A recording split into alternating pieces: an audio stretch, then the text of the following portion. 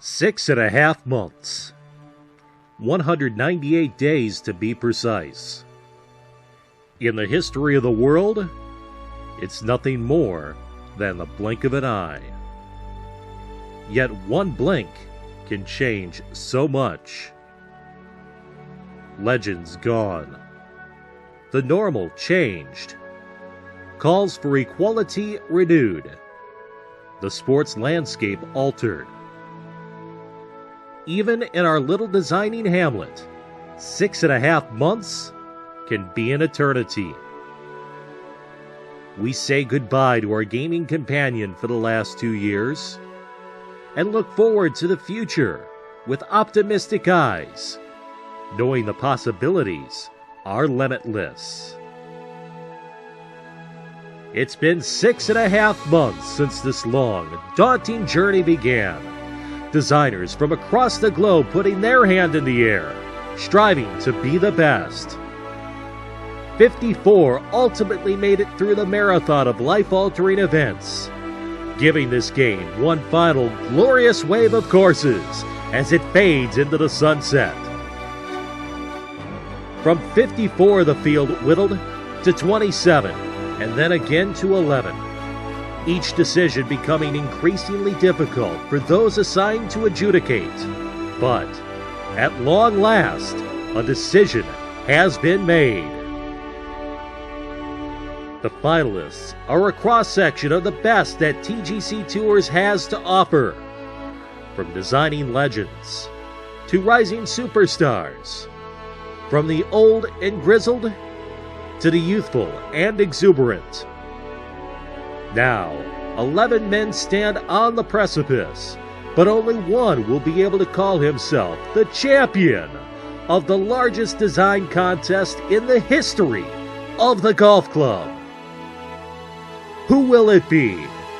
Who will rise from a field unlike any other, during a time in history unlike any other, and call himself the champion of the 2020 TGC Tours CC Design Challenge?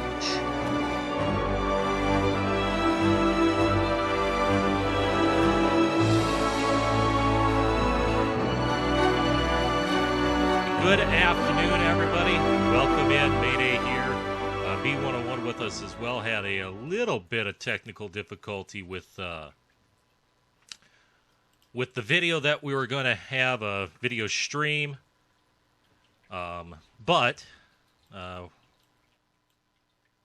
we'll carry on. We've got 11 great finalists here, set and ready to go. Ben in with me. Ben, how's it going? Good evening. Yeah, we're at 7 p.m. here, and it's nice to get this one done. It's been a long time since we started this. I think it was, January? Maybe or February that this contest kicked off. We've seen something like 84 signed up? 82 signed up total. 82. Over 50 really good courses, and yeah, it's nice to be done. Have a really good top 11, top 5 winner. Let's talk about, let's look briefly at the finalist list here. I'll put that up on screen for you right now. These are the 11 going at it for the championship today. How we got here, again, we had 54 who made it in by the June 30th publish window deadline.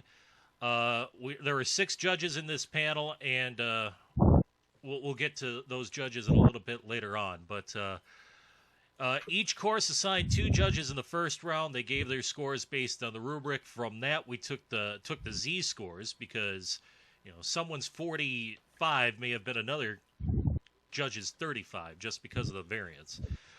Top 24 based on Z scores plus the pre-voted in got into the semifinals. That got us to 27. From there, we had 2 more judges play to each course, so all the semifinalists had 4 judges on them. Top 8 based on Z scores got to the finals, and then each one of the judges was able to nominate a course that he wanted to put through to the finals. We voted on them. If the majority of the judges agreed, so 4 out of 6, they got added to the list. That's how we came up with 11. And from there, anybody who hadn't played a course yet did so, and our final deliberation is we just straight ranked each one of the judges, straight ranked the courses from 1 to 11, and those are the results that you're going to see a little bit later on. I know, Ben, you can speak for this as well. It was the work only began for us when the published deadline ended that month and a half after it. It was a hard, long haul on the judges, wasn't it? Definitely. And one of the things that was toughest for a number of us was playing a course. We opened the window early, trying to judge a course right on day one, and then trying to compare it again a month and a half, maybe later, to others. There were, I think, what we found as a judging panel more and more was that courses that were right at the top, these 11, were the ones that really stuck with you over that month and a half, the ones that aged well, and even then the top 4, top 5, that was what split even further. It was which ones, when you played 4 or 5 times, which ones really kind of stood out at the top. But it's been a lot of fun. I think I speak for all of us when the most exciting part of having a contest that was this large and this wide-reaching was the fact that we've seen a load of newer guys that we certainly I hadn't really heard of as designers, and I have a soft spot for the CC contests as well. I made my debut this time last year, right? But a load of guys who I will be following really closely, not necessarily even guys that made the final 11, but guys that just did something that I hadn't seen before or came out with really interesting courses. Mm-hmm. Well, I maybe don't quite have as soft a spot for last year's CC contest, but that's beside the point. But no, it's been good. I mean, this contest, in some sort of variation, trying to think. I think this is the 4th CC contest we have done. Going back to a couple in the Grift days. Shaliath, one of Andre's courses. Crazy Canuck won the first one. The Dusty Lion won the second one, and then obviously, St. Cyrus won last year. Pithy Dr. G's. So we've got 11 courses vying for it. Let's go ahead and jump into those 11 courses. We're going to run through them all alphabetically. Ben and I are going to talk about some of the judging feedback, both the pros and the cons of all the courses, and let's see who's vying for this championship.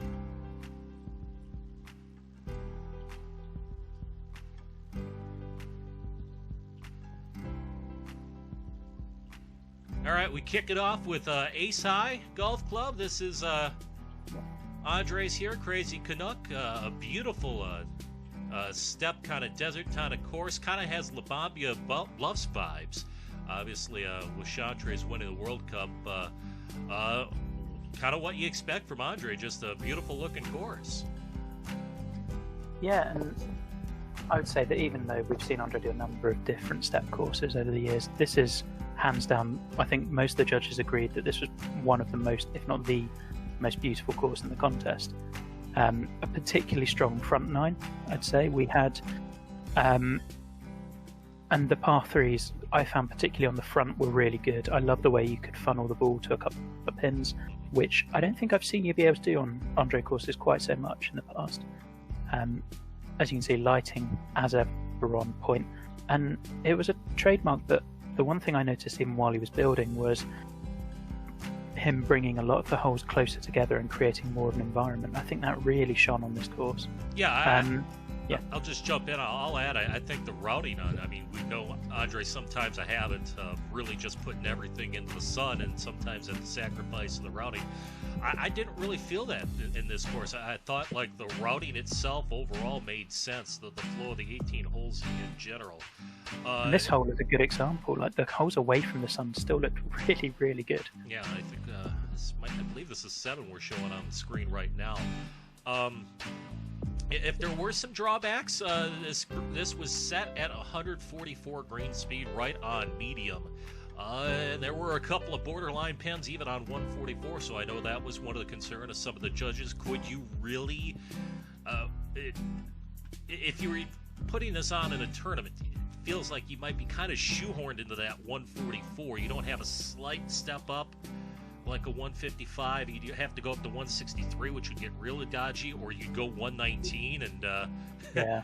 and that would be Erickson just pointed out in chat how everybody loves the 119 games when they play their tour rounds. You mentioned the front nine really strong. It felt like the back nine kind of faded a little bit, especially 16, 17, 18. It didn't quite feel as strong as the start of this course.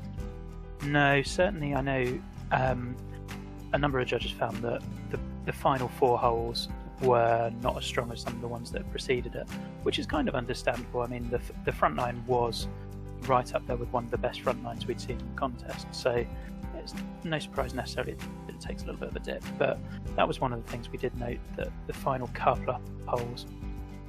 All right, apparently they're saying I'm having some issues here with the microphone, so apologies. I might have to go to plan B here if that continues, but well, I can start the next one if you set that one up. Go ahead, Ben. Take it away. We'll talk about... everyone else is saying you're fine. Okay. Yeah, that's... Oh, was that a Team Blue thing? I don't know. Anyway, Ballymulderry coming up next. Brian Petty. So I'll take this one. Obviously, Brian's someone I know pretty well, and one of the things that was immediately striking was he did a lot of really innovative things here, particularly with the bunkers. Sod walls? Yeah, hello. They were really cool and executed really nicely as well. He evidently play tested this well, because even when we found ourselves backed into the wall, it was still fine. The farmland in the distance as well was brilliant. And for a course that's really quite understated, the sculpting's top-notch, but you can see from the look of the screen, there's not a huge amount of visual wows and big planting spots here, but it felt really authentic. The holes were really interesting. Ground game mattered a ton. Yeah. One of the things I think I particularly appreciated was he set the tees for this contest as 1 tee up. Yep. And it played really well from both 1 tee up and the very back tees, with different bunkers and hazards in play depending on wind. It was just really cleverly done. If you want to add a little bit more. Yeah, pretty much just echo that. I mean, the sod walls, look, we're really limited what we can do as far as the steep vertical drops in this game, just because of the game engine we have that makes pot bunkers really difficult to do, but I think he did it about as well as you can do in this game. We're coming up on hole 7 right now on screen, and I thought this was a beautiful coastal skyline view. I wish I would have seen more of that, to be quite honest. This is the only time we really get near the course and the routing. Everything else just kind of comes back down toward the valley there, and it almost, I think he almost shied away from perhaps the best part of his plot. I know that was something I thought of when playing this, but yes, the ground game absolutely mattered. There was it was a really, really fun course to play. Maybe not the most aesthetically pleasing course in the top 11, but it was extremely fun to play. And I kind of echo that comment about the coastline, but I think for me that was more of a choice. He decided he didn't really want to use the coast. I think my thought was, if you're going to go with a relatively light touch planting, you kind of got to get your big views from somewhere. So I thought maybe that was more, I wouldn't say it was a negative, but maybe an opportunity missed. Yeah. Like I say, it played really, really well. I think I managed to shoot a hole around even in my playthrough video, which was all on me, but just taking on stupid shots, and the greens were deceptively tricky, but really good. Yeah. Alrighty, so that's Ballymulderry. One thing I would add to this one. I thought we had a number of links courses in this contest. I think what this one did the best with the greens was, for every slope that hurt you, there was at least one that helped. Yeah. And a number of greens in the contest just ran you off everywhere. This, not at all. I agree. So that's Ballymulderry. Brazoria National next. And this was a guy who I really hadn't heard of much prior to this contest, Andrew Hambrick, Andy Mike 8. And I tell you what, you look, this is, more of a low-key kind of country club parkland style, but it's extremely clean. And I think the best compliment I could give this course, and I said it a number of times, if you would have told me this is a Matt Fritsch course, I would have completely believed it. The planning style is very, very good. Absolutely. I got lucky and drew this one really early on. This is quite an early release in the contest. product as well. So I think I played this maybe first week of the window, something along those lines. And absolutely, where he'd done that kind of little barranca or ravine planted area was really cool. A lot of it was nice, just cleanly done. It was a relaxing round of golf, which I mean in a really positive way. I just enjoyed it. I would have happily played 4 rounds in a sitting, which I don't think you can say for all of the courses in the contest. I felt at times the holes kind of became a little bit similar. It was maybe lacking a big wow moment. I thought 17 was an outstanding course, a standing hole even. That was really nice. This hole I really liked as well, where you were hitting towards the lake. A few of the views of the tee felt a bit samey, perhaps, but it was just really well done. Yeah. Only thing I didn't like this hole in particular, we just saw on screen. I mean, how the green kind of offsets away from the water, and then you got that bunker in there. Maybe the bunkers got a little tubby at times, but otherwise, yeah, it was an extremely solid course. And the only other thing I would bring up that I saw in there was maybe a little bit of the routing. You have a big river that runs around one edge of this property, and we never really see it. It's just kind of off in the distance. It's kind of there. It wasn't really taken advantage of. But yeah, an extremely solid course, and again, a guy who I didn't really know much of coming into this contest, and all of a sudden there he is, and he really brought it. And yeah, I think Brazoria was about the 8th or 9th course to publish, and it was in that early wave where we had some guys that we didn't really know drop, and it was like, whoa, I mean, we came out pretty hot with the early publishes in this course or in this contest, and this was definitely one of them. We talked about maybe some Matt Fritsch similarities. Well, he's in the final 11 as well, with Burgundy Bluffs going pretty big and bold, and you saw that look in the screenshot off of hole 5. Certainly one of the more dramatic settings in the contest, Ben. Yeah, I mean, I've always had I love a good Matt Fritsch course. It's always really well drawn. I think what he does better than pretty much anyone is the width of surfaces and views. I also thought what I think was really easy to do on a number of courses. We had a lot of Highland courses that used the coast. I think his inland holes were really, really good. Yes. The holes in and around the trees. We're looking at one now, the second, this long par 5. It was just a great little green site. And the front nine kind of didn't really let up. It was great. As you said, 5 is an absolute stunner. I think in terms of a few of the things we noticed, what made judging this contest at the end really interesting was all of the courses had little flaws. Yes. I think with this one it was a little bit Dick Bunchy in parts. Certainly the 8th was a 250 odd yard par 3. It was tough. In the way that Ballymulderry offered you a lot of slopes as kind of backstops, I found this one ran you off a little bit more. Personally, I really liked it. I would love to play more CC courses that have a bit of bite to them. But it was one of those things that we were factoring in. Yeah. But the look is stunning. I agree, because it was almost like, and I'm going to pick on Matt here for a second, because, I mean, it's kind of the running meme that all he does is make CC courses, and it felt like especially the green complexes on the first couple of holes, it's like, oh, I make CC courses. We're seeing 8 right now, which was a really tough par 3 to access. But it's like, okay, hold my beer. Yeah, you kind of get a rude awakening into this round. I thought it mellowed out a little bit as the round progressed, but to your point, yeah, I did feel like there were a number of hole locations that you had to be spot on, or otherwise you were running away from the hole. Let's talk a bit about routing, Ben, especially on the back 9, because I know that's something you caught right away. I wouldn't say right away. There's definitely a couple of leaps in the routing that I know Fritsch was aware of when he was doing it. This hole, by the way, is an absolute stunner. Really liked this as a simple hole where you just hit a really fun tee shot. But yeah, there was a little leap between 16 and 17, and there was one hole, I think it's 14th par 3, where you play the hole and then walk back. That one I didn't really have as much of an issue with. 16, you had to kind of cross a fairway and then go across to 17. I thought that one was you had to cross this fairway actually. Yeah. I thought maybe that was a Should we talk about 18 as well?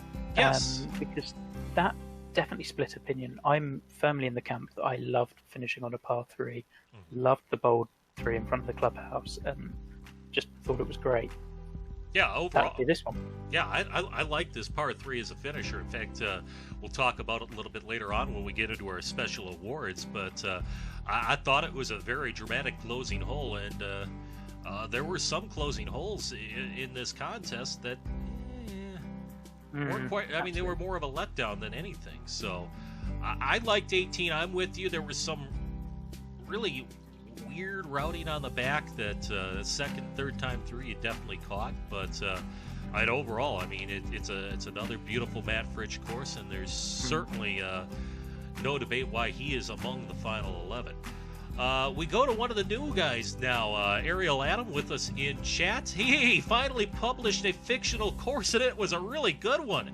Checola Golf and Beach Club, the CC version, and this was another guy. I didn't quite know what to expect going into this contest, but as soon as I loaded it up, I was pleasantly surprised. The views are great here.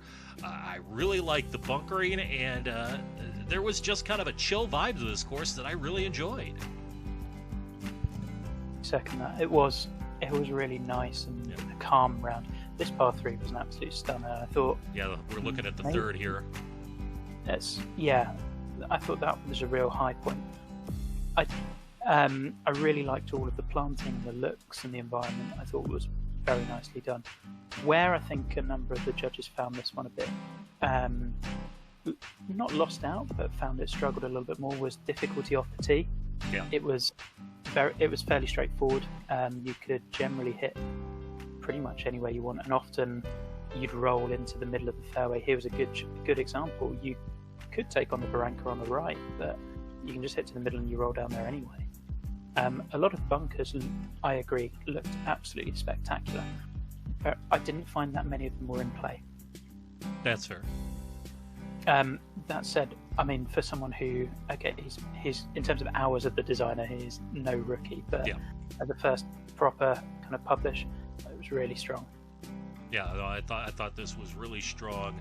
I think the only other thing I could see is it seemed like the distance kind of normalized itself at times. For example, I'm trying to remember the whole numbers off the top of my head, but you have it's 2, I know. It's about a 600-yard par 4 down the hill.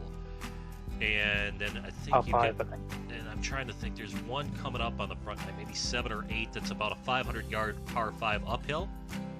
I hit driver 2-iron into both. The elevation here really normalized some of the distances, not of the par 5s, but some of the par 4s as well. So even though the yardages look different on the card, I felt sometimes I was hitting similar shots into a lot of the holes. Definitely. And the last 2 holes we've seen on screen I thought were some of the better ones. I will say there were definitely some Pasatiempo nods that I caught and I felt were maybe a little bit too close, but I think I would probably be one of the only people who'd catch that. This par 3 was really nice. Yeah, I love 14, especially with the trick. You got the skyline, but then you get up over the hill. Oh, there's more course down there. Yeah.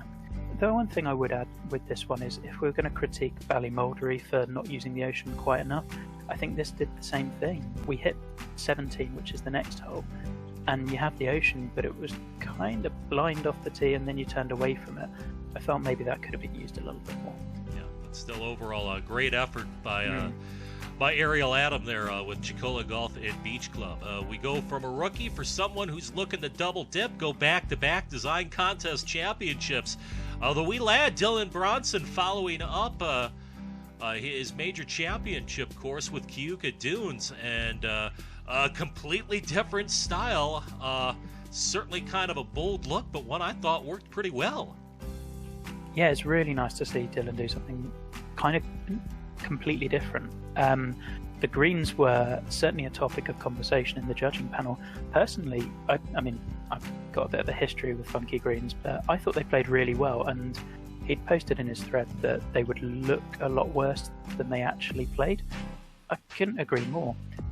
You seem a little black salty by that comment. Yeah, potentially. Now, I would say one of the there was a running theme for me in this contest that I felt a lot of the courses went down the super width routes, and quite a few of them, Checola being one, Keuka being another, I felt they played a bit easy off the tee as a result, because you were often just choosing position, and we know how trivial it is to hit fairway in this game. I felt this one could have used a bit more bite off the tee, particularly also on the par 5. So I remember on my playthrough, I think I had 7-iron into one, 8-iron into another. It was a short course, and that was as designed. The bite was in the greens, but actually, because he made the greens relatively easy and accommodating for CC level, which he did really nicely, I felt he could have upped the bite a bit more off the tee. Yeah. Overall, just go back to the point of the greens. I mean, there's definitely half tiers and shells and ridges and whatnot in these greens, but I actually thought where he cut the pins was very thoughtful. Agreed. If you could get the ball close, and there were ways to get the ball close too. You could use the ground a little bit, but I mean, once you got inside that 15, 10-foot radius, if you got yourself relatively close, you had a pretty legitimate look at birdie. It wasn't like some trivial putt that you were coming off a ski slope trying to hole it, but it was beautiful. Thomas Petroselli in the chat saying discuss 18. I don't know if you read our show notes, but yeah, let's talk about 18, because I thought that was a real departure from the remainder of this course. That shoot of trees for the second shot, and I know some of the judges mentioned that as well. Definitely, and in many ways, this tee shot though was stunning, the one we're looking at now. Yeah. I think actually that was kind of taking it back to the rest of the course. I was wishing the whole way through that there would be trees brought in more, or you'd be playing through woodland in the way that, say, Burgundy did, where you went into different environments, or Checola. The sandy, wasty area became quite samey. Yeah. And when you add that into the tee shots that you can kind of hit it anywhere, you'd add a bit more visual variety, strategic variety. So actually, yeah, I think 18 was an odd choice of closer. I didn't really mind it as a hole. Maybe as a 9th hole it would have worked.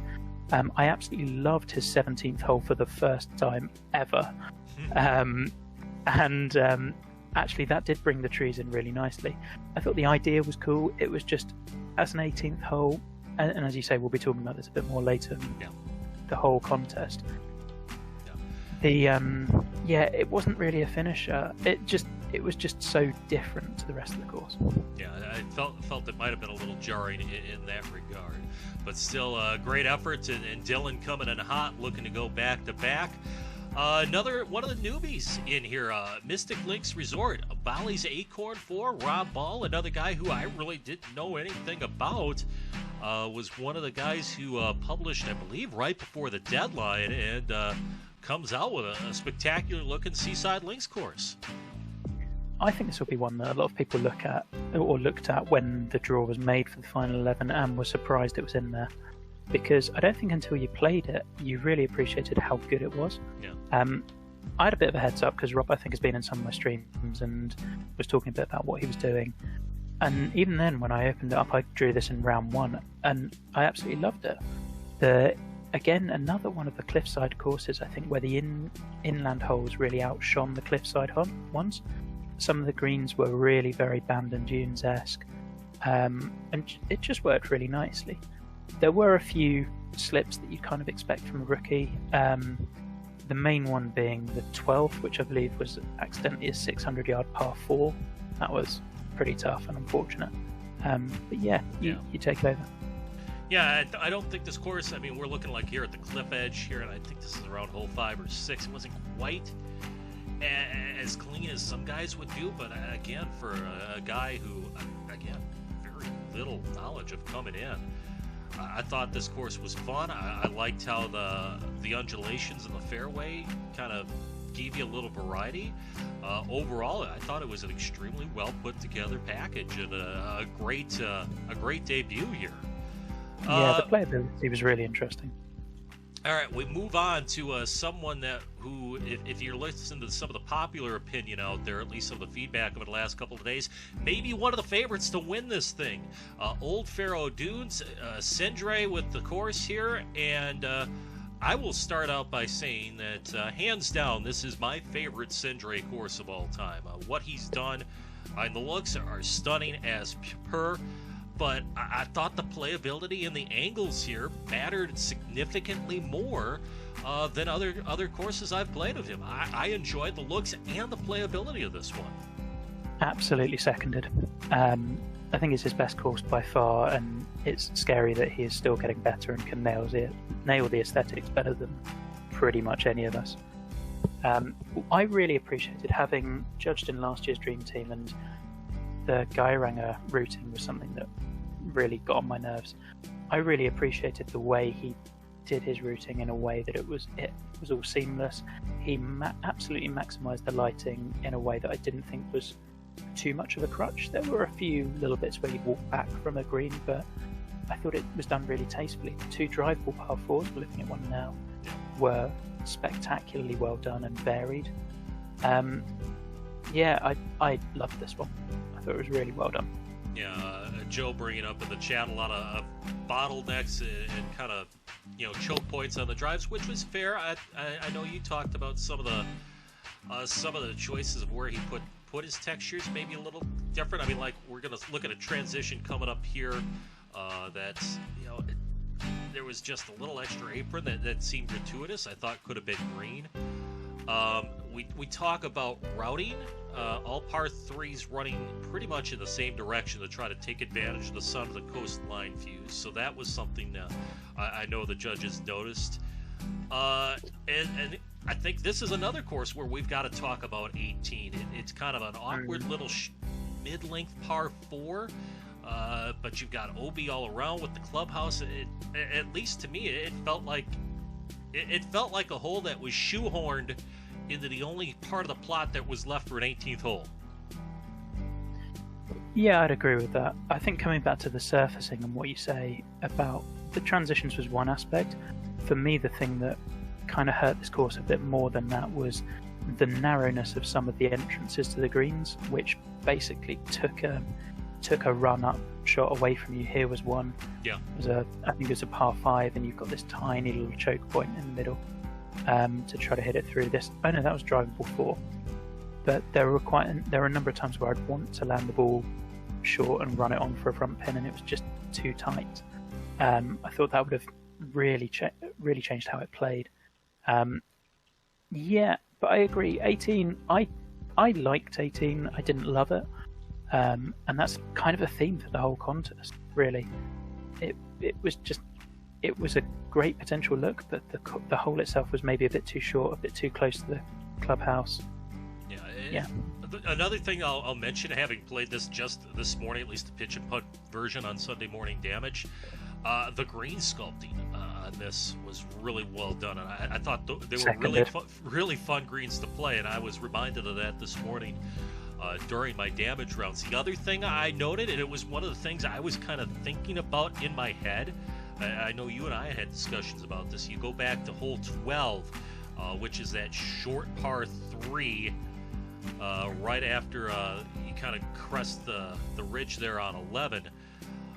It kind of played going straight into the sun, and then you kind of come back across the bridge to 13, drive across.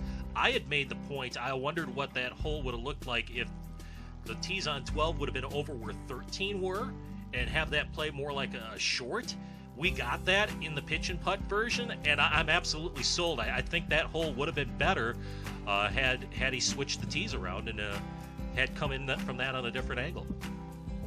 Yeah, I mean, either way, this is the best Sindre we've seen by, I think, some way for a number of us, and he's only getting better. It's just scary good. It is scary good, and like I said, I mean, you look at some of the Twitter, some of the forum feedback, he's certainly someone a number of guys has pegged as a favorite to come out of this on top, and we'll see how that shakes out here in a little bit. Maybe a little bit of an understated finalist, but I thought very good. Energizer coming in with Ranfurly, and I thought, I mentioned several times during the judging, I thought this and Brazoria really were two of a kind in terms of the style they were going for. I really enjoyed how this course played, though, and I thought the greens were spot on, especially for the CC. There was some movement, but if you thought away your round and got in position, it was a really, really fun set of greens to play. Yeah, I think the story of this one would be this was a course that just grew on judges the longer the contest went on. The more we played it on different pins, the more we realised how cleverly the greens were done, how well it played in different winds. He definitely took a chance. The main knock is going to be aesthetics. We felt that maybe you could have brought in the natural area a little bit more or put in some water to break it up. But at the end of the day, that was kind of a choice. It was a decision that this was the course. And for the look he was going for, it was absolutely nailed. Yeah. But yeah, playability was CC all day. Yeah, no, he nailed the playability. I'm right, and I think there were at least 3 or 4 judges who said this. This felt like the most realistic course in the contest, in that you could picture yourself just strolling up into the parking lot on the Sunday afternoon, getting out of your car, and going playing this one. It looks very true to life, and I thought he did a great job in that regard. And a huge risk, really. It doesn't seem like a risk, but going for this sort of course when you're looking to win a contest or place high, it's really risky. I thought it started out nice and gently, and then really exploded into life in about hole 4 or 5, I think. The one thing that was also worth mentioning is, I think this is by far probably the most technically sound course in the contest. The bunker sculpting was outstanding. When we were really looking at splitting some of these courses, one thing that kept coming back was there just aren't any mistakes. Also interesting, I believe this is the only one of the 11 finalists who really brought the grandstands of the tournament objects into play. How did you think that worked with this course? I think it worked really nicely. When you played it on societies, you really noticed the difference, and just how he and just gave that feel that he wanted. It wasn't something we specified, but we did, as judges, we did try to play it that way. Yeah, so that's Ranfulry by Energizer. That brings us alphabetically to our 10th course on the list. The Tough Clubs East by Thomas Petroselli. Well, I'll tell you, this is certainly a look that strikes home for me. I know a thing or two about this, and I think overall, if you're going for some of that Nisita Pinehurst kind of style, it's a pretty dead ringer. I thought overall he accomplished the look he was trying to go for here. I mean, it wasn't. I think it had some different touches. You saw the mulch. There was some texture spamming, which was really interesting. I know that worked better for some judges than others. I think the spammed heavy rough was the bit that maybe didn't quite work for a few of them. I want to talk about particularly the strategy off the tee. I thought was outstanding. And just the bunkering generally. They were so low profile, but really nicely done. The fairways wound around them perfectly. I loved the vibe I got from this. The 2 main knocks, I think, that we had on this as a group was... Well, and we're coming up on hole 10 right here. Let's talk about this. Well, this was one of them, and I think I felt this probably the most out of anyone. I didn't like this water. I thought it was either too close, or it needed to be teased more early on, or you didn't need to do the double water plane trick. This was one of the holes which I liked as a concept. It kind of jarred me out of the round a little bit, and I was really still feeling that when I was on the 11th tee, which the 11th is a stunning par 3, but I couldn't get the water out of my head really. Yeah. The lighting's been mentioned in chat. That was raised quite a lot. Particularly the 12th hole we thought was one of the best par 5s in the contest by some distance, and you could barely see it off the tee. Yeah, just piggybacking off of 12, I thought that was a really fun green complex to hit into, but overall it was kind of lost by the shadows. It was kind of obscured. I would say that was the one thing with the lighting. Maybe the whole plot comes off as a touch dark. Mm-hmm.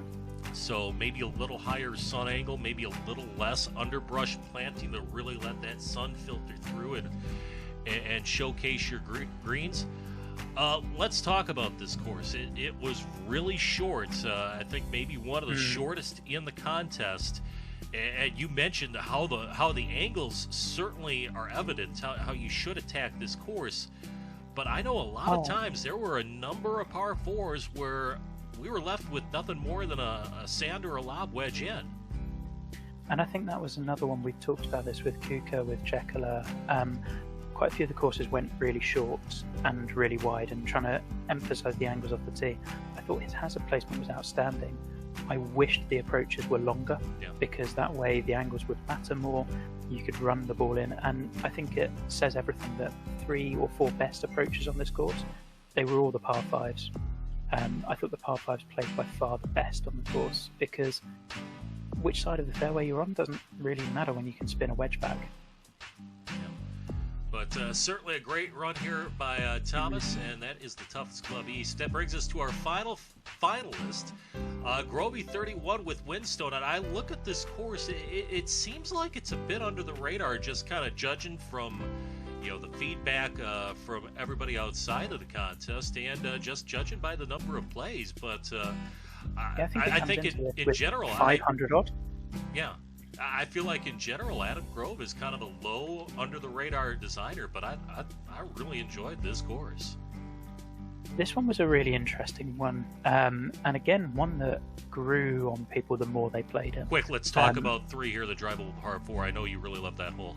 Yeah, this is my favourite hole in the contest. I remember on my playthrough video sitting on the tee, kind of looking at all the options, and it doesn't look like there's much there, because we think options are loads of bunkers you can work around. There's just 2, but the way the green was banked into the dune, the distance, it all worked really nicely together. I felt there was an absolute, when you were in that kind of duney portion near this coast, that was the best part of this course by some way, but it didn't really let up from the 3 through to about 10, 11. It was just stellar golf. And probably the best stretch in the contest, I think, for me was 3 through 10 on this course. Yeah, when you get out here in the dunes near the seaside, I mean, that's where I feel like this course really shines. This was one of the longer finalists we had, I think somewhere around 7,500 some odd yards off the top of my head. It was pretty long playing this from the tips on pro clubs. I could reach all the par 4s in 2, but there were a lot of long par 4s. I felt myself hitting 2 iron and 2 wood into a number of greens, and I know that's something that some of the judges didn't care for. But equally, one of the interesting things we did was near the end of this contest, we played a lot of these courses collaboratively as judges. And so one of the rounds we did, Jeremy was playing pro clubs off one setup, I was playing masters off the back, and we found that the course really worked very well off both tees. So it's something that we felt a scheduler could very much adapt as and how they wanted. I thought in terms of kind of where did this not quite nail it, I think we're looking at one now. Some of the par 3s on the back, I know there was a slightly missed sightline on 17, I want to say. Yeah. And there were 5 3s in total, I think. The other 2, they were better, I felt, on the front and the back. Yeah, 10 and 15 didn't feel like quite up to the same par as the other 3 par 3s on this course. And a couple of the holes going in this sort of direction felt not totally samey, but I felt you had to be looking for the strategy in order to really appreciate them in a way that maybe a casual player might not. Yeah. So, but anyway, those are our finalists here in the TGC Tours 2020 contest. I'll bring it back into the studio quick here, and we'll just talk about this a little bit more. 11 courses that I really thought made life difficult on us as we tried to figure out this debating. It was a lot of fun, actually, the last 11 courses and trying to work through those. And I mean, I'll happily speak for myself. I had, I think, a top 5 nailed on pretty much after playing each course in the top 11 once or twice. Yeah. But separating that top 5 became really, really tricky, and it needed 3 or 4 plays per course in order to just properly work out where I felt about all of them. Yeah, I'm with you. I pretty much, I think going into the final round, once we had the finalists set, I had tears of where I thought courses would fit. It was a matter of just trying to slot those courses within the tiers, and there were a couple that moved up and down after playing in 1-2 more times. But yeah, I think it was for me it was just a matter of just trying to figure out the exact order. I kind of had groupings, and then just where to place them within said groups was a real challenge in this one, I thought. So No, definitely. we'll get to the top 5 in just a little bit, but before we do that, let's hand out some special awards. Also, while voting for the top 11, we all had a set of special awards to hand out. First off, we're going to do Rookie of the Contest, and we set the parameters as such.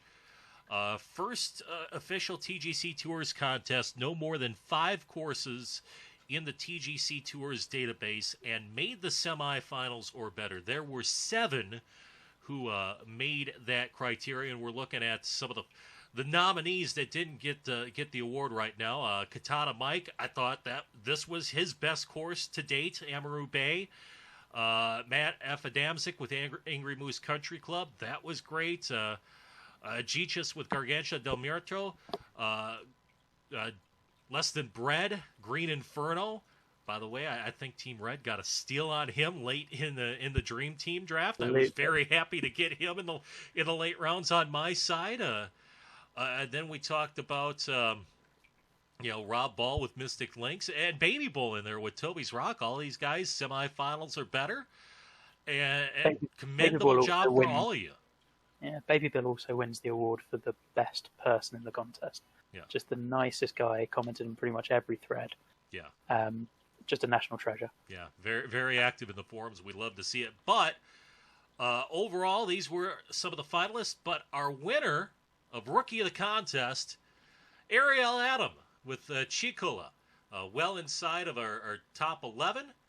And you know what happens when he actually publishes, of course? He's actually damn good. Yeah. So. No, very well deserved there. Yes, congratulations there. All right, most improved designer of the contest, and I thought there were several designers. I think you could almost throw Sindri on this list, too, if you really wanted to, who took a significant leap up in this contest. I mean, I look at the nominated that didn't get in. We already talked about Brazoria with Andy Mike 8. That blew me out of the water. Kermit's, coming out of nowhere, making the semifinals, a great run with Greycliff. I thought this was the best Mav course I've played, Royal South Wales. Shadow Point Pines, in full disclosure, I was lobbying hard to get this into the final round too. I loved what Houdat did with Shadow Point Pines, and by far it was my favorite Houdat Mat course. And we had a lot of these guys in the contest, Ben. And it's just testament to what I don't know, judging wise, whether I'd want to do it every year, but you open the field that wide and you see some really good guys coming through. Yeah. And you could make an argument for any of these 4 guys. Yeah. They were nominated but didn't win. Our winner of most improved. Huh? Do we got the right guy here? We got the right screen name? I think no. Yeah. Well, Alpha Sand Dunes, Justin Kenyon. Some guy. Yeah. That might be a burner to some people. And if you were lobbying hard for Shadow Point, this was the one that I lobbied really hard for in the judging. It didn't quite make it through to the top 11, which I get. I loved this course. I thought it was really nicely done. Great emphasis on ground game strategy. I thought of all the courses that did that super width thing, for me, this did it the best off the tee. The choices mattered. It was strategic, and yet equally very playable for CC or even Euro, apparently. So congratulations, Kenyon, most improved of the contest. We're getting into best holes now. Best by par, 3, 4, and 5. Now, I'll throw up the nominees for best 3 right now. We've already talked about the 18th at Burgundy Bluffs, and I'll just say this is not on that list because it's being considered for another award later on that we're going to get to. So that's just the full disclosure there. Here are some of the finalists, and I look, first off, let me just talk about Ace High and Checola.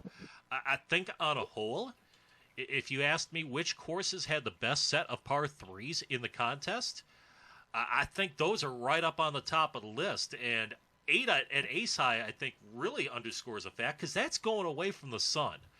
And I thought that was spectacular, especially given that it didn't have the lighting. Andre didn't have the lighting to work for him. Yeah, I was a big fan of all. I actually would have nominated, was it 14 at Ace High, the little lovely pitch hole or whatever it was.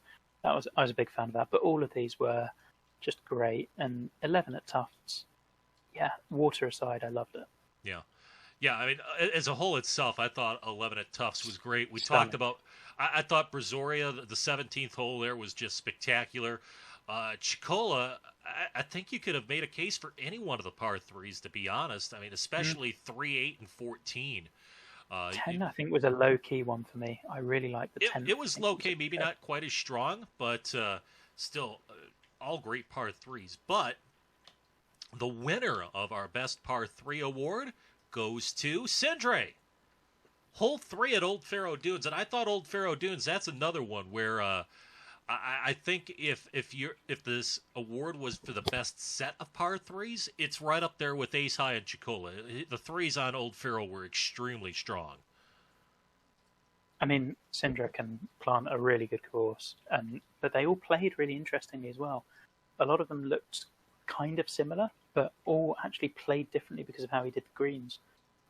3 was probably my favourite because it came so early on, and it had, I think, the second most gratuitous bridge on Old Faroe Dunes. But yeah, Wes can judge those. I thought that was a great looking suspension bridge myself, but congratulations, Sindre. Hole 3, Old Faroe Dunes, best par 3 in the contest. On to the best par 4s now. Some of the nominees that didn't get in, but great nominees here.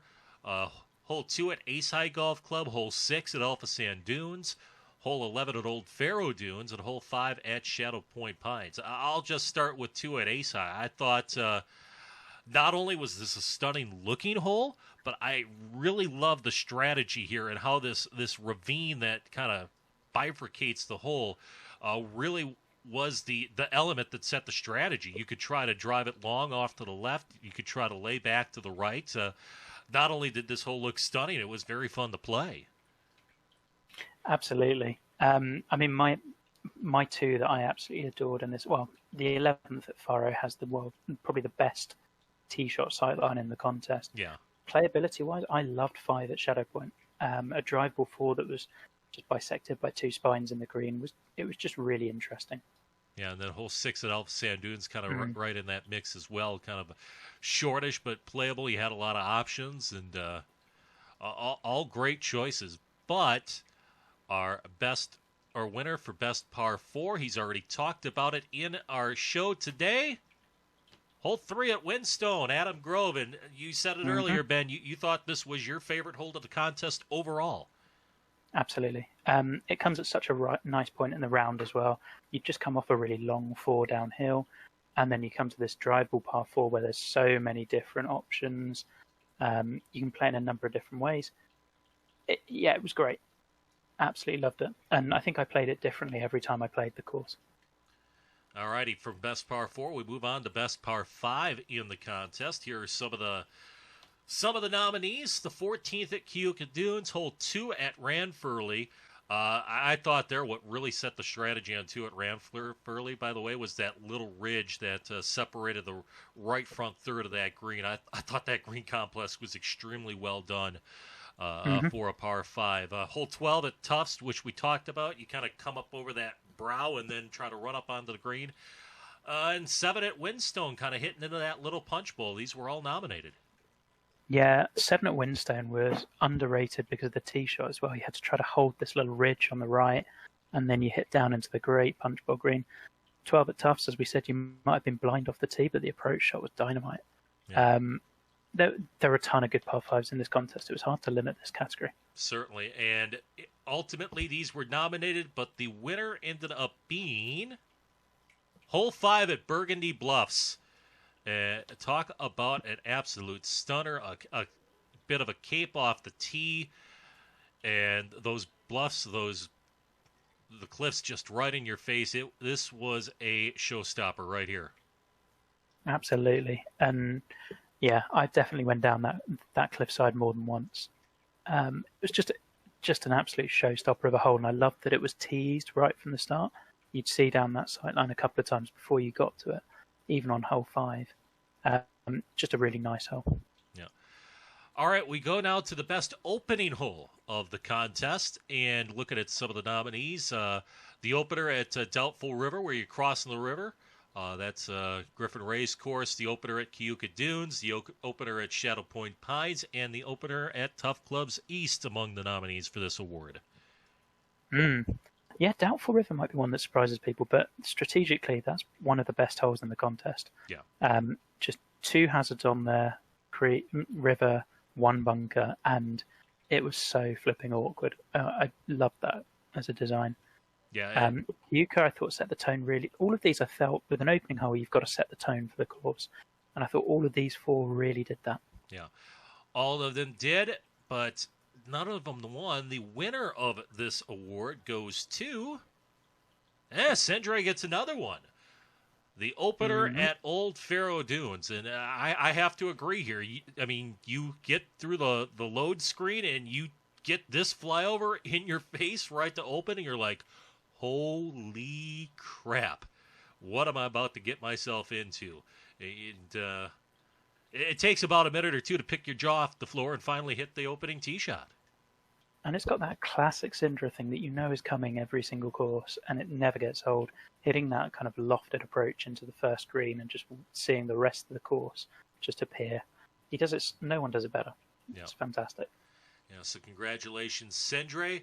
All right, we had the best opening hole. Now time for the best closing hole in the contest. And you'll notice that a lot of these had 4 nominees and a winner. We only had 3 here. And again, we talked about it a little earlier on, Ben. This was kind of a recurring theme, especially when we got down into the nitty-gritty of judging. I thought there were a number of courses that kind of stumbled to the finish line in this contest, and here are 3 exceptions to that rule. Yeah, I mean, I'll be blunt. This was a rubbish category. We had so few that were really stellar finishes. There were a lot of solid closing holes, but very few that really took your breath away. We thought Doubtful River Green was just a very bold closing hole. It was a drivable par 4 where if you went too long, you're in the water, and just it was just wonderfully awkward. Bally was a great par 5, working your way up, and a final scoring shot, and just a heavily bunkered fairway was great. Windstone as well, another par 5 that you're hitting to between the dunes. Windstone, maybe because you'd played quite a few similar par 5s or holes in that direction, loses at a touch. It felt that nobody really wanted to win this category. Yeah, well, not apart from one. Yeah, that one.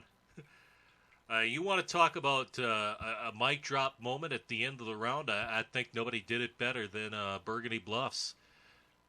And it's just a bold choice, going for a par 3. I mean, I think you've got to make some moves to win a contest. Yep. And this was one of those where it's just like, yeah, you've taken a chance with this, and it's paid off.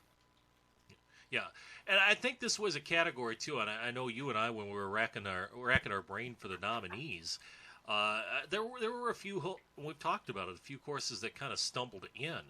But I think more so that there were a lot of 18s that just, they were just kind of there. And it's like, okay, I'm running down the list of courses. Do I really remember what 18 looked like? I didn't get a ton of that, but you want to talk about, finishing holes being memorable.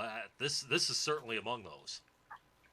Yeah, and having never had the balls to do a par 3 finisher, I really appreciate that someone goes for it in a contest. I think it's great.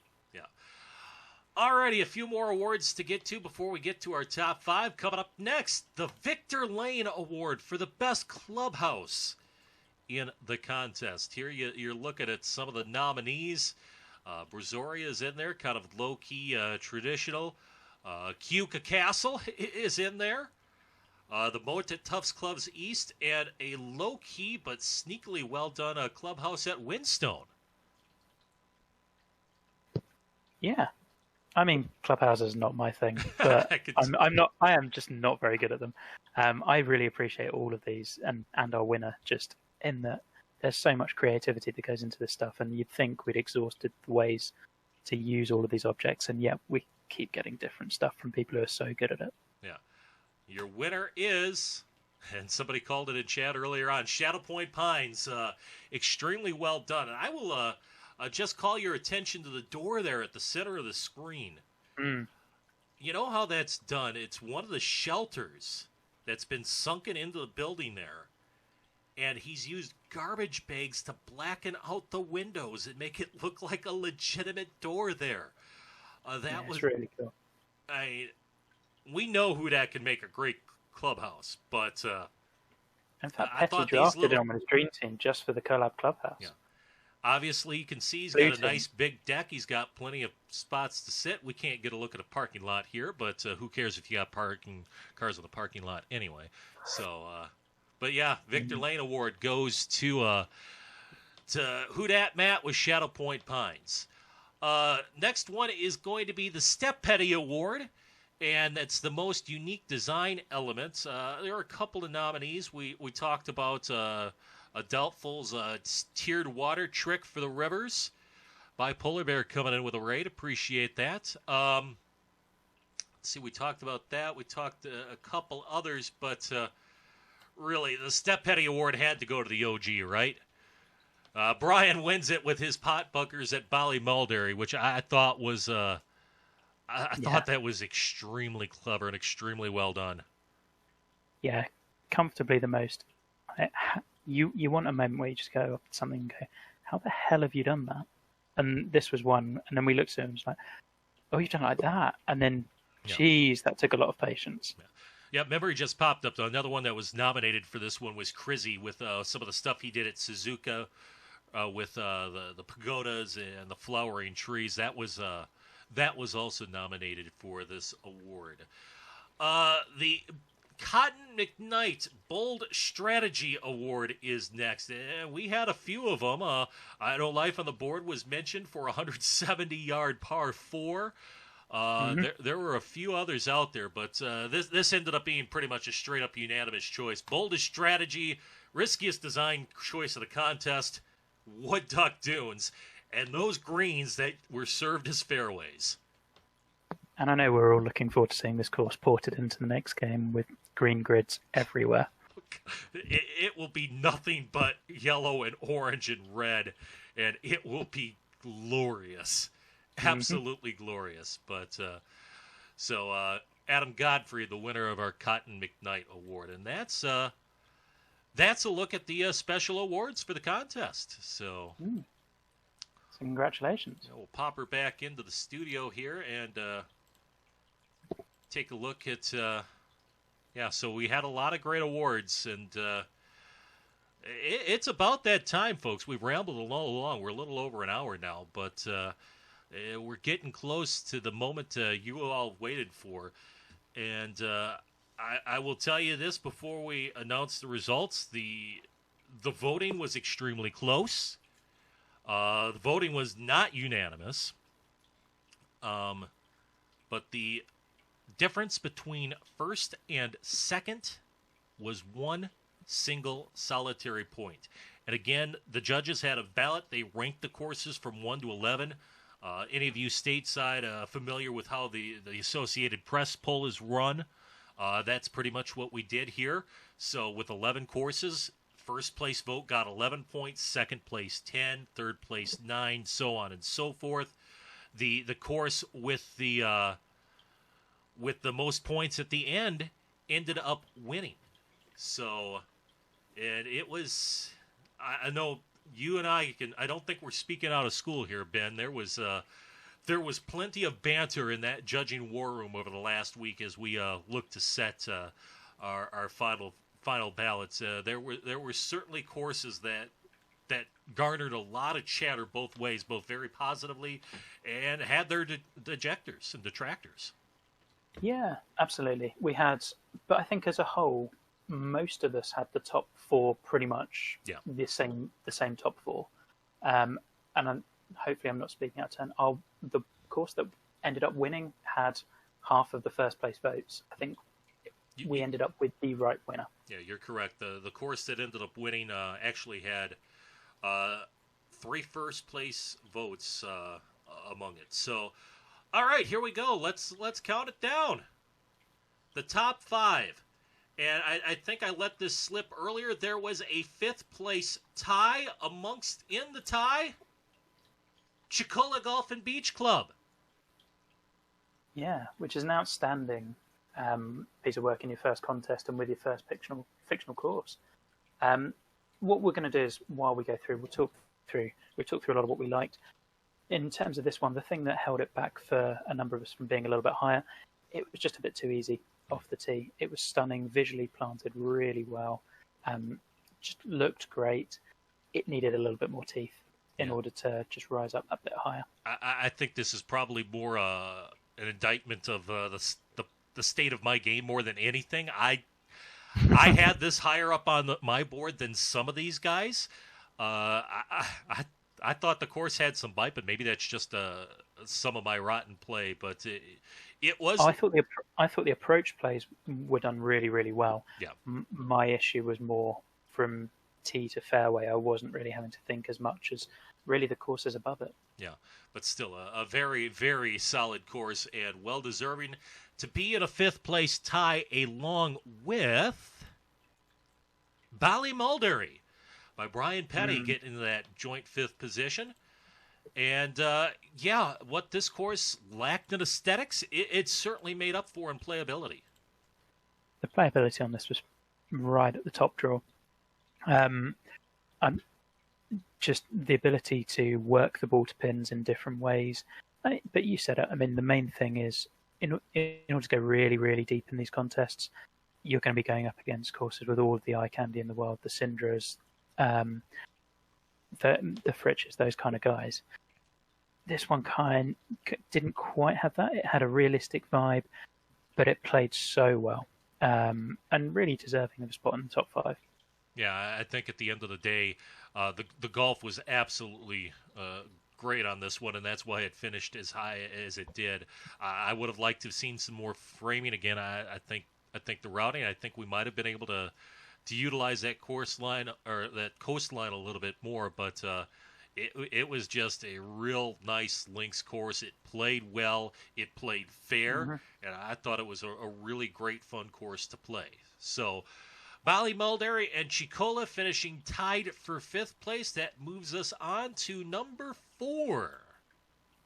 And it is Burgundy Bluffs by Matt Fritsch, who comes in at the number 4 spot here. Another very solid performance out of basically the ATM machine of a design contest, Matt Fritsch. He's a guaranteed top 10 or top 5, and he delivered here again. And I reckon it probably speaks to the strength at the top of the board that this is in 4th. It's a really good course. I had it very, very high on my board. I think this one for me showed a few more flaws the more I played it. There were a couple of bits of unintentional blindness. A couple of the bunkers weren't quite at the level of some of the others. There was that routing moment. But I loved this course. Huge fan. It's one of the best looks that Fritsch has put out for my eye. And I thought the front 9 was wild. I know a number of the other guys found it played quite tough. I think you maybe can speak to that a bit more. Yeah, I found it. I rarely found myself in position on this course. I thought I wasn't playing that poorly, but all of a sudden I'm getting cascaded away from pin. Like I said, I didn't feel like I was getting a lot of help from this course that I would imagine. That I would get a little more help on a CC course, but still, I mean, as far as looks and aesthetics go, I thought, stunning. I mean, top notch and an extremely well done course out of Matt Fritsch. So, with that, we only got 3 courses left. Quick chat. Any thought who you think is going to be in the number 3 spot here? We'll give it a while to cycle through as we take another look at some of the flyovers on Burgundy. And Adam's saying Faroe, Ranfulry, Windstone, Tufts in there. Maddie's saying Ranfurly. Davidia's saying Ace High. Well, one of you may be right, because the third place finisher in this contest is Ranfulry by Energizer. And as you said, Ben, this was a course that I feel grew on a number of judges as the more times they played it.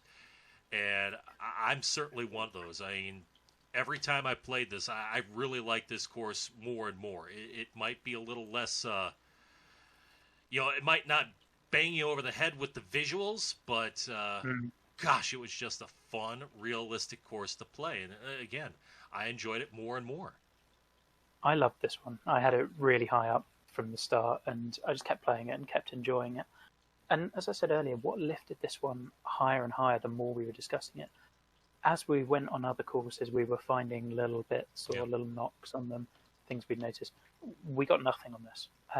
It's just, he nailed what he was looking to do. I thought it was really varied in terms of the strategy. The strategy was there, but it was subtle. You weren't penalised if you were in the wrong side of the fairway, but you had an advantage if you were on the right side. I thought it was very CC appropriate. And just, as you said, this was one of the few courses where we felt we could have played 4 rounds in a single sitting. Oh, absolutely. Yeah, it definitely grew on you. And no, I thought it was great golf without a shadow of a doubt. Alrighty, so still some interesting courses still on the board. You still got Tufts on the board. You still got Ace High. Old Faroe's right in the mix. It looks like we haven't called that name. Brazoria, Mystic Lynx, Windstone. Number 2, who do you got? A lot of Tufts and a lot of Faroe. Well, our runner-up in the 2020 CC Design Contest is Old Faroe Dunes by Sendre. And again, for my money, hands down the best Sendre course I've ever played. This was spectacular. Absolutely spectacular. I mean, I loved playing this course again and again and again, and there were so few. You mentioned before there was only 1 point between top course and second, so that's one judge having one course, second or first or third or fourth, whatever it might be. Yeah. And it really was that close when we were all separating them. Yeah. The thing that scares me the most about Cinder is there's stuff I was pointing out in my playthrough that I was just thinking, this is making quite a bit of difference for me, but it's a really easy fix. And he's getting better all the time. Just the thought of where he's going, he's going to win a contest in the next year. Easy. Yeah, he is right there. In fact, I can say, because I'm looking at the results right now, Old Faroe was the only course that got a top 5 vote from all 6 judging panelists. I think that just goes to show kind of how much splitting hairs we were in this contest. So, well, the time is there, boys. Get those predictions out. We still have Tufts on the board, still Ace High. We still have Keuka on the board. We still have Windstone. We still have Brazoria. We still have Mystic Lynx. What do we got, boys? Alrighty. So here we go. The champion of the TGC Tours 2020 CC Design Challenge is Windstone. Adam Grove has won it. This course received 3 first-place votes and 2 runner-up votes. The 6th judge did not have it that high, but I think when you're looking at consensus, this was right there, and it checked a lot of the right boxes, didn't it? I mean, this offered strategy where you're looking at, I'd say, with Ranfurly, the best greens in the contest. It was just chock full of interest. It was, I'd say, the planting wasn't stellar, but it was good. It also, like Ranfurly, the thing that separated this from Old Faroe ultimately was there weren't many big mistakes on this one. I know a few judges found it maybe a little bit on the long side.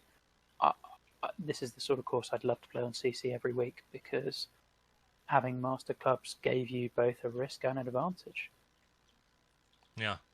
I think, I mean, the one, like I said, I mean, the one real knock I had on it was maybe just a little bit of would have liked a little more variance of clubs into the greens, but overall, I mean, especially when you get out to the dunes here, as we're starting to come out on 4 on the flyover, this was world-class stuff right here, and I thought the greens were fun.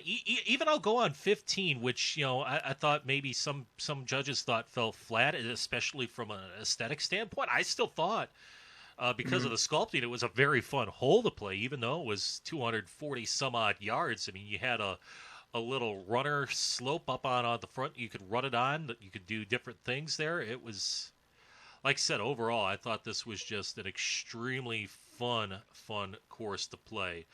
And this is Adam Grove's first contest. He's a guy who's low and under the radar, but I tell you what, having played some of his stuff previously, I've been a fan of his previous works, and he brought it again with Windstone. And there you have it. Windstone is our champion. So I mean, it has all of 500 odd plays, which means that of the 60 guys in chat, odds are some of you haven't played it. Go and give it a go. See why it's won, because it's a really deserving winner.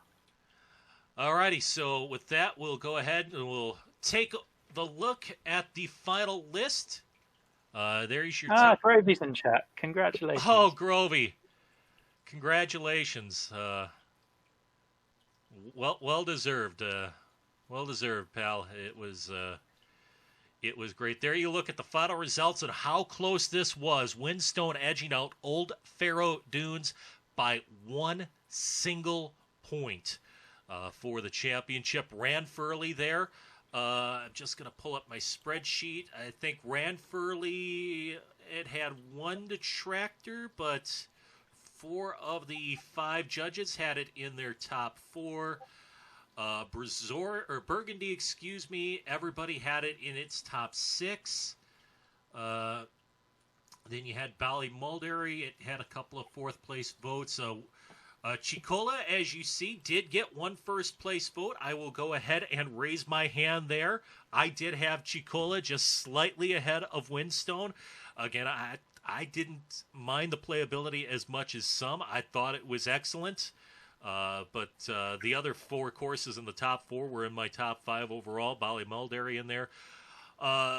Rest of the finalists listed alphabetically. I can say that Ace High did receive a first place vote, but not enough to get into the top 5 overall. So, we'll go ahead, bring her back into the studio here. And, there you have it. 6.5 months in, and we have a champion, and it's Windstone. And it was a hard decision. I'll speak first, Ben. It was a hard decision, but I think it was hard and it was easy in a way, because I think no matter who would have come out on this on top, especially amongst those top 5, there's really no argument. There are strong cases for anybody in that top 5 as to why they could have and perhaps should have won this contest. Absolutely. It was a really good top 5. And just, I mean, a week out, I'd say my top 5 was constantly changing. But in the end, after playing Windstone a number of times, that was the one that was just a little bit above the others. Yeah. But there's even this top 11, you're just looking through, and there's holes in each of them that I adored and thought were really, really good. Yeah. Ben and I were 2 of the judges in this contest. Here is the rest of our panel, and big props and big thank you to them all, because again, we had 54 courses in this contest. The way it ended up, each judge ended up having to play 18 courses in the first round alone. If you do that math, 54 times 3 is, 54 divided by 3, is 18. So we had to do that. Everybody got 9 more courses in the semifinals. And then if there was any left in the finalist pool that we didn't play, we had to go play those again. I know a number of us played all the finalists at least one more time to determine our final rankings. And there you see it. Todd Father, Cyborg, Ryan J. McConnell, Catcher Man, Ben, and myself. We were the judges for this contest, and I can only I can't even begin to tell you how many hours these guys put in, and especially Ben and Dan recording their judging playthroughs on top of it. Those available for some on YouTube. I will say for all 11 finalists, go ahead, PM me on the threads if you want your judging feedback. I'll give you everything I have from the judges' notes and any playthrough videos. I think in the end, you and I did a video for all of them, didn't we, for the finalists? Yeah, I think Dan might too. So if you're one of the finalists, you'll end up with 2 for sure, if not 3 playthrough videos, as far as along with notes from the rest of the judges. Oh, cheers, Eric! Gifting a sub to our champion, Grovey 31. Prizes. I think we can say this now. There is somebody, I believe he wanted to remain anonymous, so I'm not going to throw him under the bus, but there was a member of this community who was going to offer up a copy of PGA Tour 2K21 to the winner. I will get Grovey in touch with that member of the community, and they can set up the details. Additionally, our good buddy Stay Puffed, a little earlier on, a couple of months ago, said he was going to offer up, let me pull it up here, text. He's got the Tom Doak Red Book, signed by Mr. Doak himself, and it was going to go to the contestant of his choosing, who he thought did the best job in this contest. And for Matt, for Stay Puffed, his winner was Old Faroe Dunes. So he's got to ship it to Norway. Amazing. So I will. Man, I don't know if you offered a painting for this one, but I'm sure if you and Grovey want to touch base, I'm sure he would appreciate that. Adam, I will either get with you on Twitter or on the forums too. I've got your championship badge for you to display in your profile. I will get that to you a little bit after the show. We still planning to give Windstone a run after this, Ben? I probably can. I need to go and grab some food, but yeah, definitely. Yeah. Before, I've seen a ton of these comments in the chat. I just want to echo my thanks to Mayo for running this. We had a stupid number of contestants, and I know the two of us were chatting at the start and getting a little bit worried by how many we had. This could not have run smoother. He's been outstanding at just keeping judges updated, giving us little deadlines. It's run really, really well, and certainly moving into Dream Team, I've taken a lot for how to do that, and looking forward to picking your brains on a few things. But definitely a few changes in how we did judging as well, with judges nominating courses they didn't think should have been cut. Thought that worked really nicely. So yeah, a huge thanks to Jeremy. Well, I got to thank you as well, Ben. You really helped out behind the scenes as well. All the judges too. I mean, like I said, just the amount of hours that were put in on the back end of this contest. I know when you're in a contest, it's like, oh, why do we have to wait a month and a half after the deadline to get the results? But it's just the scrutiny that these courses have to go under, and the sheer volume of courses that end up getting played, and the amount of thoughts and debate that go into them. So there's a lot of goes on behind the scenes. Always look. Are you still looking for judges for Dream Team, by the way, Ben? We are, yeah. I'm kind of there with my rubric. I'm going to send out a few invites to people who I think might be interested. But if anyone's been a part of this contest, would like to see judging behind the scenes a bit more, it's not that arduous, and I've tried to change our format a little bit more to make it less of an effort. And if you haven't been checking out the Dream Team thread, it's something like 48 pages deep at this point of just very silly stuff. Yeah. Get involved. Yeah, there's a lot of great banter. Maybe substandard banter from Team Blue, but that's beside the point. Red Team will reign supreme, but that's another show, which I'm sure we'll conduct at a later time once Dream Team has concluded. Also, while I'm in the process of giving thanks, obviously got to give a shout out to Crazy Canuck and Victory Lane Sports. There are contest coordinators that help set up all the official TGC Tours design contests.